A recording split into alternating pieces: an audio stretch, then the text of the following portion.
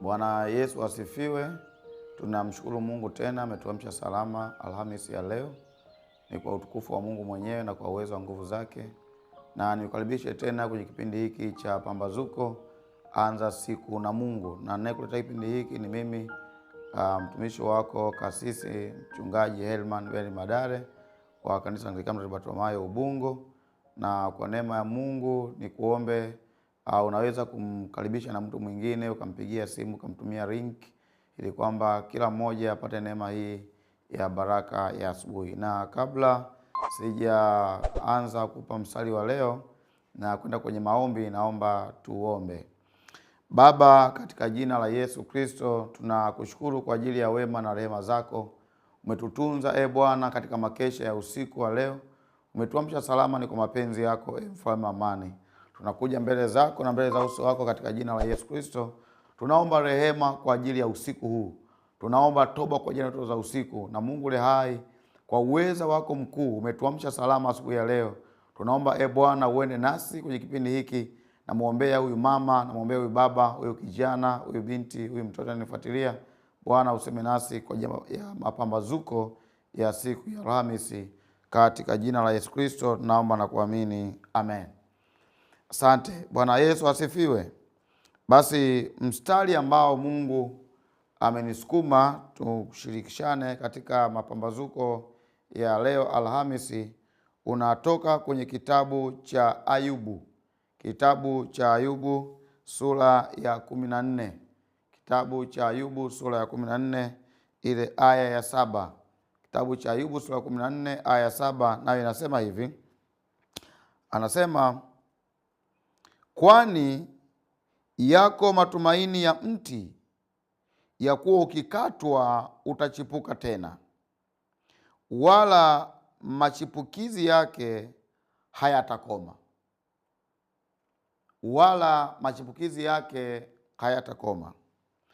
Ukiliangalia hili andiko limebeba jambo kubwa sana. Na Ayubu ambaye katika nyakati hizi anapita katikati ya taabu, anapita katikati ya shida, anapita katikati ya kutengwa na watu wake wa karibu sana.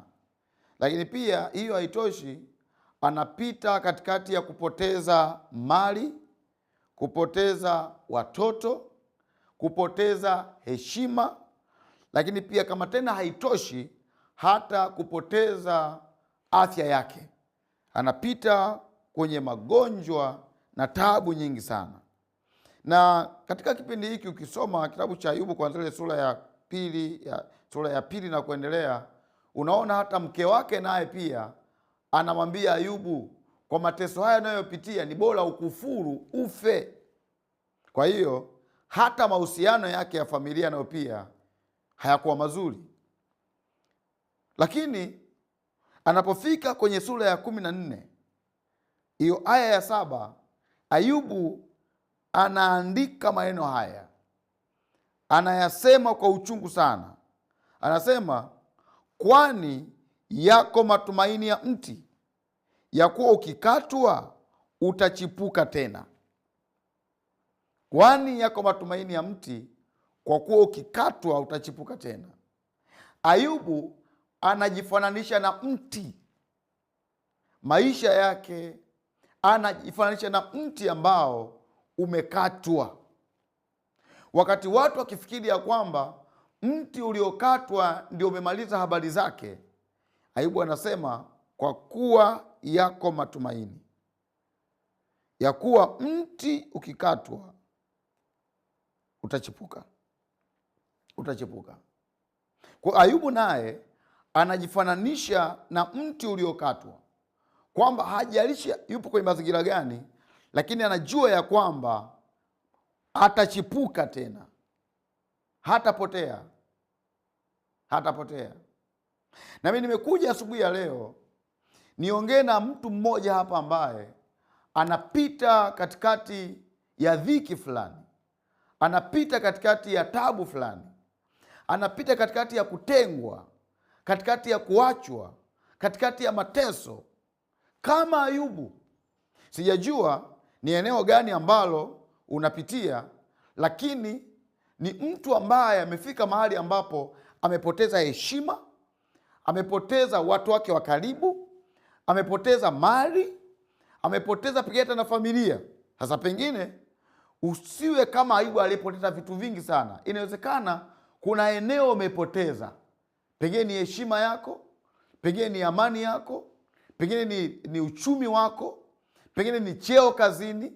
Kuna mahali umepoteza, na watu wakikutizama wanaona ni kama vile hauwezi kuinuka tena. Pengine ni mahusiano, ulikuwa kwenye uchumba na mtu fulani, kwenye makubaliano kuna kwenye ndoa mtu fulani, na mmeenda kwenye miaka kadhaa ya kuandaana, lakini ghafla baada ya miaka mitatu, baada ya miaka minne, baada ya miaka miwili, baada ya mwaka mmoja, uchumba wenu umevunjika. Na watu wanasema tu, ikiko wapi? Alikuwa analinga na mchumba wake, yuko wapi? Mtu ambaye unapita mahali ambapo umepoteza jambo fulani, na wakati watu wakifikiria kwamba ulichokipoteza huwezi kuinuka tena kulingana na kile ambacho umekipoteza. Mimi sijui ni afya. Wako watu ambao wamepita kwenye tabu ya magonjwa kiasi kwamba wamekata tamaa kwamba kuna siku watainuka na kuwa wazima. Sijajua ni eneo gani, ama ni uchumi. Kuna watu ambao wamepita kwenye changamoto za kiuchumi, madeni, wanadaiwa, mpaka watu wasema huyu ndugu huyu kwa hali aliyokuwa nayo saizi hawezi kuinuka tena kiuchumi. Alikuwa na mali, alikuwa na fedha, alikuwa na biashara, alikuwa na asset nyingi, sasa hazipo tena na madeni yamekuwa juu yake. Sijajua naongea na nani hapa, lakini katika maisha tunayoyapitia wako watu ambao wanapita kwenye tabu, kwenye shida, kwenye dhiki, na wamefika kiwango ambacho watu wanafikiria kwamba hao watu hawawezi kuinuka tena kurudi kwenye hali ya kawaida, ama kupita kwenye hali ile ya kwanza kwenda kwenye viwango vingine. Na watu, jamii imekukatia tamaa. Wengine ni ndugu wa karibu pia wamekukatia tamaa. Wengine ni watu wako wa karibu pia wamekukatia tamaa. Wale watu uko unashirikiana nao, mnakaa nao pamoja, mnakula pamoja, mnatembea pamoja, mnashirikiana pamoja, leo huwaoni tena. Kwa sababu gani? Wanaona ni kama mtu ambaye hauwezi tena kuwa na heshima ya kwanza, kuwa na fedha kutokuwa na kwanza, kuwa na ile hali ambayo ulikuwa nayo mara ya kwanza. Wewe sio wa kwanza. Hata Ayubu naye alipita katika misingi hiyo. Watu wake wa karibu walimwambia Ayubu, wewe umefanya dhambi. Mke wake wa ndoa alimwambia Ayubu, kufuru ufe. Kwa nini? Alipita mahali pagumu, alipita mahali pabaya.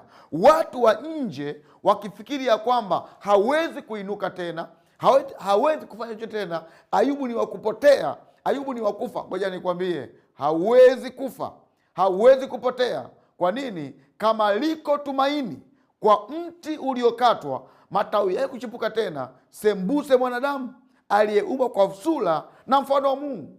Wewe ni zaidi ya mti, thamani yako ni zaidi ya mti. Usijikatie tamaa dada, hata kama huyo mwanaume amekuachia na matusi na maneno magumu, bado maadamu unapumua, Mungu anaweza kuchipusha machipukizi mapya katikati ya maumivu unayoyapitia.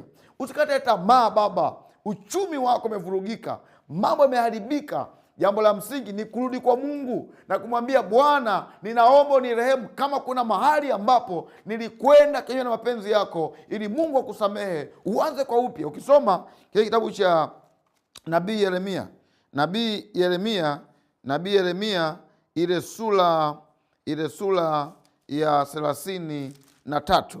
Nabii Yeremia sura ya 33. Nataka niangalie ule mstari wa 10 na wa 11, pengine na wa 12. Ukipata muda soma hiyo mistari, lakini ukipata nafasi nzuri sana anzia kusoma kuanzia ule mstari wa 6 mpaka mwisho wa hiyo sura ya 33.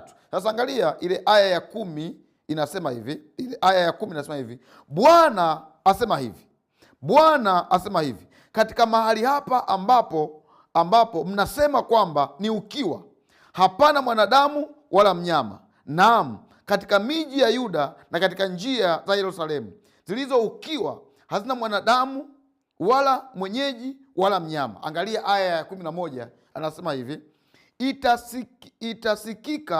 itasikilika tena sauti ya furaha na sauti ya shangwe na sauti ya bwana harusi na sauti ya bibi harusi na sauti yao wasemao, mshukuruni Bwana majeshi, maana Bwana ni mwema, rehema zake ni za milele. Na sauti zao waletao sadaka za shukrani nyumbani mwa Bwana. Kwa maana nitarudishia wafungwa wa nchi hii kama kwanza, asema Bwana. Nimependa sana haya maneno. Anasema Bwana mwenyewe asema hivi, hapa ambapo mnapazalau, mnapabeza, mmepakataa, mnaona kama hapafai, hapa mnasema kwamba hapana sauti ya matumaini, hapana baraka tena, hapa itasikilikana tena sauti ya bwana harusi, sauti ya bibi harusi, sauti za furaha, sauti za mifugo, sauti za shangwe, sauti za watu wasemao mshukuruni Bwana, sauti zao za watu wanaopeleka sadaka za shukrani mbele za Bwana. Bwana Yesu asifiwe. Mi sijajua uko wapi, lakini kuna watu wamekaa mahali ambapo hapazai, hapana maongezeko, mahali ambapo ardhi imekufa, mtaa umekufa, biashara haziendi. Wasema huu mtaa mgumu sana, huu mtaa hufai tena, watu wanahama. Ngoja nikwambie, baki hapo, maana wanasema ya kwamba hapo mahali patasikilikana tena sauti ya furaha, sauti ya shangwe, sauti ya watu wasemao Bwana ni mwema, Bwana ni mwenye uweza, sauti za watu walitoa sadaka za shukrani. Ngoja nikwambie, ipo sadaka ya shukrani unaiandaa kwa ajili ya Bwana hapo ulipo, katikati unayoyapitia hayo kuna kitu cha shukrani kwa ajili ya Mungu. Mimi sijajua ni mazingira gani ambayo unayapitia. Pengine umekaa kwenye familia ambayo sema hii familia Bwana, watu hawaolewagi, watu hawaolewi, watu wanazalia nyumbani. Ngoja nikwambie, hapo sauti ya bwana harusi itasikika, sauti ya bibi harusi itasikika, vigeregere vitasikika. Kuna nyumba ambazo wao ni misiba tu, Januari mpaka Desemba ni misiba tu, hakunaga sherehe, hakunaga furaha. Ngoja nikwambie, mwaka 2026 vigeregere vinakuja kwenye malango yako katika jina la Yesu Kristo. Shangwe zinakuja. Ngoja nikwambie, watoto wako watavaa shera mwaka huu, watavaa suti kwa ajili ya ndoa mwaka huu. Shangwe zinakuja, maana hapo walipopazalau watu, Bwana atachipusha baraka, na utashangaa waliokukimbia, waliokuacha, waliokukataa watakuja tena sema Bwana ni mwema, Bwana ni mwaminifu, hapa ni pazuri, hapa ni pazuri. Kuja nikwambie, ardhi hiyo ambayo utasema ni mbaya, mtaa huo ni mbaya, kwenye hiyo ofisi, kwenye hiyo ajira, kwenye hiyo biashara, Bwana atachipusha baraka zake. Haleluya, haleluya. Usikate tamaa, usikate tamaa. Hata kama wamekukata, wamekutenga, usikate tamaa. Nimekuja kukutia moyo asubuhi ya leo kwamba Alhamisi ya leo utachipuka mwanangu, utachipuka binti. Mahusiano mapya yatachipuka yenye baraka, uchumi mpya utachipuka kwenye maisha yako, kazi mpya itachipuka, elimu itachipuka. Mungu atafungua milango mipya, ataleta vijito vya maji, ataachilia baraka ya fedha na kipato, baraka ya heshima na neema. Bwana atakuinua tena mwanangu, usikate tamaa, usiwaze kujiua, usiwaze kujinyonga, usiwaze kujiharibu nafsi yako. Kwa nini? Bwana atakuchipusha tena na utakuwa mpya katika jina la Yesu. Nami naomba tuingie kwenye maombi asubuhi ya leo, na wewe unajua ni mahali gani ambapo adui amekata baraka zako. Tuingie kwenye maombi hapa. Bwana aachilie vicheko, aachilie baraka, aachilie machipukizi mapya kwenye maisha yako. Nifanyishe maneno kwa utukufu wa Bwana, na tena yaseme kwa imani kabisa. Sema, Mungu Baba, mimi mtumishi wako ninakuja mbele zako. Nimesikia habari zako ya kwamba liko tumaini kwa mtu uliokatwa, matawi yake kuchipuka tena. Nimesikia neno lako ya kwamba wewe ni Bwana unasema ya kwamba utaachilia baraka, utaachilia vicheko mahali ambapo watu wamekata tamaa, watu wamepakataa, watu wamepasusa. Wewe ni Mungu ambaye utaachilia kicheko. Ninakuja mbele zako kwa damu ya Yesu. Ninaomba toba kwa ajili ya njia zangu na maisha yangu, mahali ambapo nimeenda kinyume na mapenzi yako, mahali ambapo nimekata tamaa, mahali ambapo wanaonizunguka wameniwazia mabaya, wamenikatia tamaa. Ninaomba toba kwa damu ya Yesu.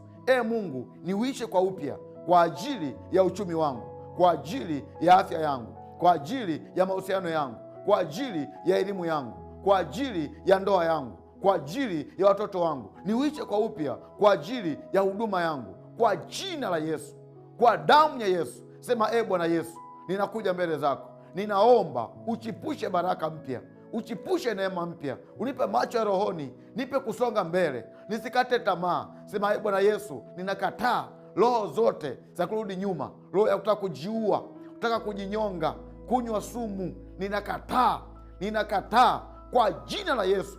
Kila nafsi inayosema ndani yangu juu ya kunipeleka kwenye mambo mabaya, ninakataa. Ninarudi kwenye njia yako, ninarudi kwenye ahadi yako katika jina la Yesu, katika damu ya Yesu. Ninainuka tena, maana nitachipuka tena. Mimi ni mpya. Walionikimbia watarudi kusema Mungu wako ni mwaminifu.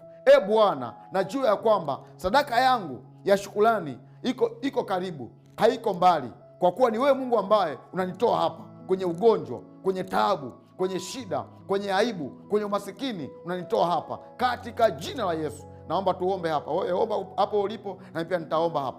Baba, katika jina la Yesu, sante kwa wema wako Bwana. Umetuamsha salama siku ya Alhamisi ya leo, katika damu ya Yesu Kristo, katika jina la Yesu Kristo. Tarehe 15 ya mwezi Januari naiweka wakfu kwako Mungu. Tazama, yuko dada hapa, yuko kaka hapa, yuko baba hapa, yuko kijana hapa, yuko mama hapa, ambaye hakika maisha yake ni mfano wa mti uliokatwa, ni mfano wa mti uliokatwa, ni mfano wa nchi iliyoachwa, ni mfano wa ardhi iliyotengwa, ni mfano wa mahali pasipozaa. Bwana, angalia wanaomzunguka, wamemkatia tamaa, na maneno mabaya wamempa, wana majina mabaya wamembatiza. Bwana, ninakuja mbele zako asubuhi ya leo katika jina la Yesu. Naachilia damu yako kwa ajili ya huyu ndugu, kwa ajili ya hii familia, kwa ajili ya huu ukoo, kwa ajili ya huu mji, kwa ajili ya huu mtaa. Damu yako Yesu Kristo, Bwana mwenye nguvu zote, ninakwenda kinyume na nguvu za giza ambazo zimefiisha baraka zao, zimenyamazisha baraka zao, zimekandamiza kesho yao, katika jina la Yesu Kristo. Kila mmoja pale alipo, Bwana, hadi huko mikoani mpaka nje ya nchi, kila mahali, damu ya Yesu Kristo.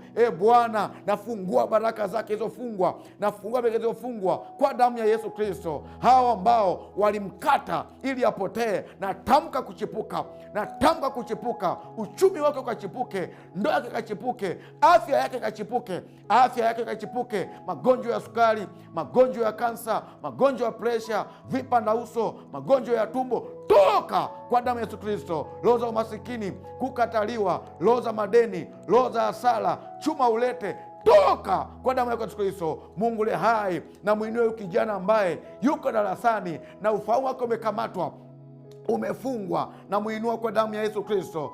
Bwana, na inua hii familia ambayo mahusiano yao, amani yao imepotea, na achilia amani mpya kwa damu yako Yesu Kristo. Naombea huyu baba mwenye huduma yake, jalie neema yako Bwana, inua huduma yake, inua maisha yake, inua familia yake, inua watoto wake kwa damu yako Yesu Kristo. Bwana mwenye nguvu zote, ninaomba mjalie neema yako. Alhamisi ya leo iwe ya baraka, Alhamisi ya leo iwe ya ushindi.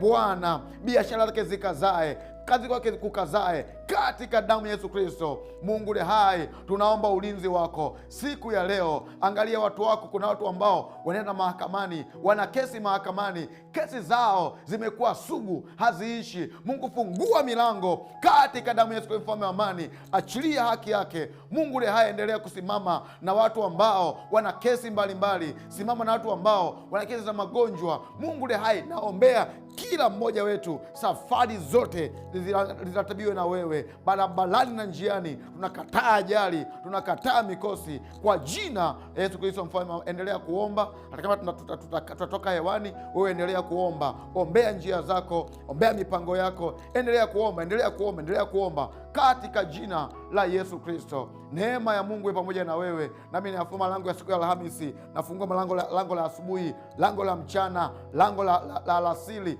lango la usiku likawe wazi kwako. Nenda ukapokee baraka za Bwana katika jina la Yesu Kristo. Mungu akubariki sana kwa kunifuatilia. Uendelea kuomba hata tumekatiza hapa, lakini pia niombe sana kwa upendo wa Mungu, nikualike. Tutakuwa na semina ya siku 7 ya mfungo kuanzia Jumatatu ya tarehe 19 mpaka kanisani Bartomayo Ubungo. Pia unaweza kuonekana na mwingine tukapata muda wa kuomba kwa karibu zaidi. Tutakuwa na semina ya siku 7, ni kongamano la mfungo na maombi kuanzia Jumatatu ya tarehe 11. Endelea kusubscribe kwenye YouTube channel yetu, endelea kulike na kushare na wengine, na Mungu akubariki sana. Shalom, shalom. Kuna namba inapita hapo chini, unaweza kwenda kutoa komenti zako na maoni yako kwenye kipindi hiki. Mungu akubariki sana. Asante na uwe na siku njema na Bwana akutangulie. Amen.